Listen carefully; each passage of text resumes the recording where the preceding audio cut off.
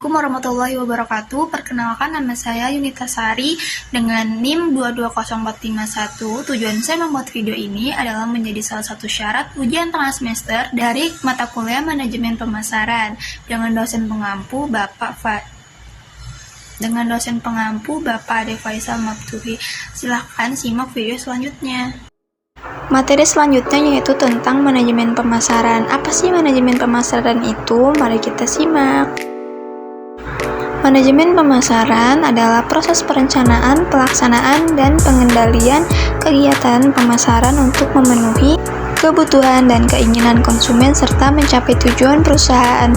Ini mencakup analisis pasar, strategi pemasaran, implementasi program pemasaran, dan evaluasi kinerja. Di sini ada konsep pemasaran yaitu kebutuhan, keinginan, permintaan, dan produk, nilai, kepuasan, pertukaran, transaksi, dan satu lagi yaitu pasar. Di sini itu ada orientasi pasar. Orientasi pasar adalah kunci keberhasilan jangka panjang bagi setiap perusahaan dengan fokus pada pelanggan. Perusahaan dapat membangun bisnis yang kuat, berkelanjutan, dan mampu menghadapi tantangan persaingan yang semakin kuat. Yang pertama ada orientasi produksi, yang kedua ada orientasi produk, yang ketiga orientasi pemasaran, yang keempat orientasi produk lagi, dan yang kelima yaitu orientasi pemasaran sosial. Di sini ada tugas-tugas peran manajer pemasaran. Yang pertama yaitu membangun dan memelihara hubungan yang baik dengan pelanggan untuk memastikan kepuasan dan loyalitas pelanggan tentunya. Dan yang kedua ada mengumpulkan dan menganalisis data tentang konsumen, pesaing, dan tren pasar untuk mengidentifikasi peluang dan ancaman. Yang ketiga, mengembangkan strategi pemasaran yang efektif berdasarkan analisis pasar termasuk segmentasi pasar, penetapan posisi, dan penentuan bauran pemasaran. Yang keempat, melakukan merencana pemasaran melalui koordinasi berbagai kegiatan pemasaran seperti kampanye iklan, promosi, penjualan, dan pengolahan saluran atau distribusi. Yang kelima yaitu memantau kinerja pemasaran dan mengevaluasi hasilnya untuk memastikan bahwa tujuan pemasaran. Manajer pemasaran melakukan penyesuaian terhadap strategi dan taktik pemasaran. Di sini ada proses perencanaan yang bisa kita simpulkan di sini yaitu mengumpulkan data ya ini teman-teman. Jadi memantau pelaksanaan rencana untuk memastikan bahwa tujuan tercapai. Selanjutnya, langkah pertama adalah menetapkan tujuan yang ingin dicapai.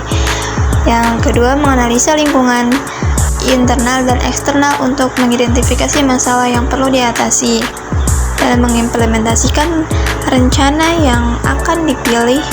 Selanjutnya, mengumpulkan data dan informasi yang relevan untuk membuat keputusan yang informatif. Ini termasuk data pasar. Strategi pemasaran yang pertama, analisis dulu situasinya. Setelah itu menetapkan visi dan misi, menentukan tujuan strategis, mengembangkan strategi, penyusunan rencana taktis, implementasi strategi, dan pengawasan dan evaluasi kinerja. Sistem informasi pemasaran. Sistem informasi pemasaran atau kita singkat menjadi MIS adalah sistem terintegrasi yang dirancang untuk mengumpulkan, menyimpan, menganalisis, dan menyebarluaskan informasi yang dibutuhkan dan pengambilan keputusan pemasaran. MS juga menyediakan data yang relevan dan up to date kepada manajer pemasaran sehingga mereka dapat membuat keputusan yang lebih baik dan tepat waktu. Di sini ada riset pemasaran atau marketing research. Riset pemasaran adalah proses pengumpulan, analisis, dan interpretasi data tentang pasar, produk, dan layanan untuk membantu perusahaan memahami kebutuhan dan preferensi pelanggan. Riset pemasaran membantu perusahaan membuat keputusan yang lebih baik tentang produk, harga, promosi, dan distribusi. Di sini ada langkah-langkah yang akan diambil teman-teman. Lingkungan pemasaran. Lingkungan pemasaran adalah kombinasi dari berbagai faktor eksternal dan internal yang mempengaruhi kemampuan perusahaan untuk berhasil melayani pelanggannya. Lingkungan mikro. Lingkungan mikro terdiri dari faktor-faktor yang secara langsung berinteraksi dengan perusahaan dan mempengaruhi kemampuan perusahaan untuk melayani pelanggannya.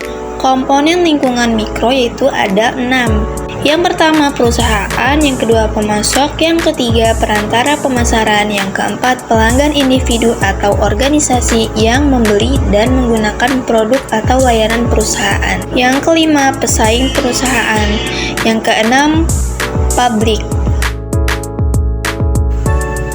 Selanjutnya yaitu lingkungan makro. Lingkungan makro mencakup faktor-faktor yang lebih kuat yang mempengaruhi lingkungan makro perusahaan. Faktor-faktor ini biasanya berada di luar kendali langsung perusahaan tetapi mempengaruhi operasi bisnis secara signifikan.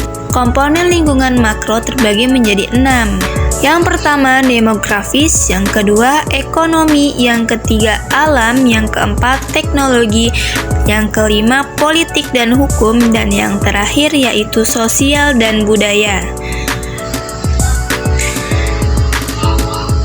Perilaku pembelian konsumen. Perilaku pembelian konsumen adalah keputusan dan tindakan yang diambil oleh individu dalam proses memilih, membeli, menggunakan, dan membuang produk atau jasa untuk memuaskan kebutuhan dan keinginan mereka. Yang pertama yaitu faktor budaya, yang kedua faktor sosial, yang ketiga faktor pribadi, dan yang keempat yaitu faktor psikologis. Selanjutnya yaitu pasar konsumen. Pasar konsumen merujuk pada individu dan rumah tangga yang membeli barang dan jasa untuk konsumsi pribadi. Pasar ini terdiri dari berbagai segmen konsumen dengan kebutuhan, keinginan, dan preferensi yang berbeda-beda.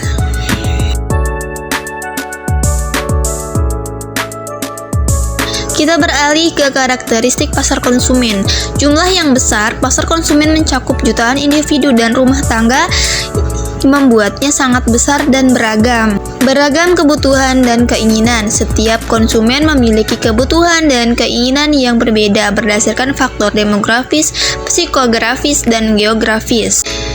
Kebiasaan pembelian yang variatif. Pola pembelian konsumen dipengaruhi oleh berbagai faktor termasuk budaya, sosial, pribadi, dan psikologis. Proses keputusan pembelian konsumen. Di sini ada pengenalan kebutuhan, yaitu konsumen menyadari adanya kebutuhan atau masalah yang perlu diatasi. Yang kedua, pencarian informasi. Konsumen mencari informasi tentang produk atau jasa yang dapat memuaskan kebutuhan mereka. Sumber informasi dapat berupa pengalaman pribadi, rekomendasi dari orang lain, iklan, dan ulasan online. Evaluasi alternatif. Konsumen membandingkan berbagai pilihan berdasarkan kriteria tertentu seperti harga, kualitas, fitur, dan merek. Keputusan pembelian. Konsumen memutuskan untuk membeli produk atau jasa tertentu berdasarkan evaluasi alternatif. Perilaku pasca pembelian. Konsumen mengevaluasi kepuasan mereka terhadap produk yang dibeli dan memutuskan apakah akan membeli kembali atau merekomendasi produk tersebut kepada orang lain.